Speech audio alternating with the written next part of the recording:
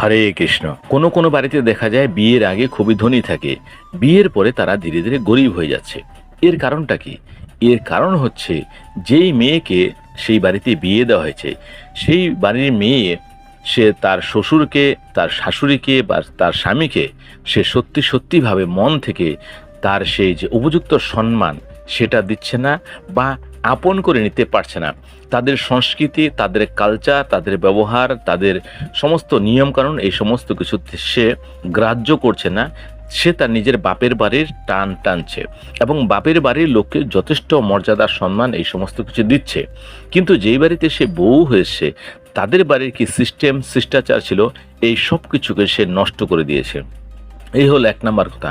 দ্বিতীয় হচ্ছে, সে কখনোই স্বামী বা শ্বশুর শাশুড়ির সাথে কথা বলতে গিয়ে নিজের আওয়াজকে কন্ট্রোল করে না।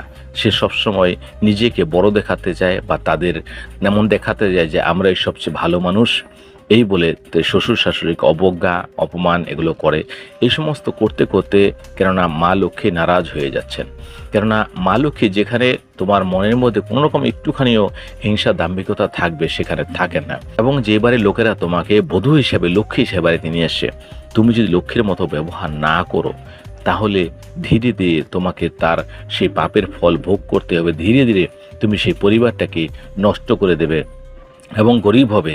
তো যাই হোক, গরিব তো হবে, কিন্তু তার ফল কি শুধু একা ভোগ করবে? না, সেই পরিবারের সবাই তোমার সন্তানাদি হবে, তারাও সেই গরিবের মধ্যে বাঁচবে এবং তুমি অবশেষে দেখবে তোমার জীবনে অনেক কষ্ট সইতে হবে। কেননা তুমি যে তোমার জীবনে আপন ছিল, তাদের তুমি আপন করে নাওনি।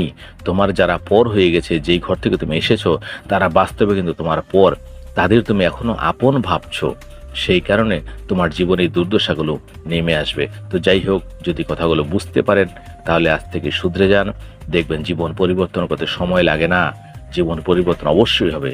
হরে কৃষ্ণ।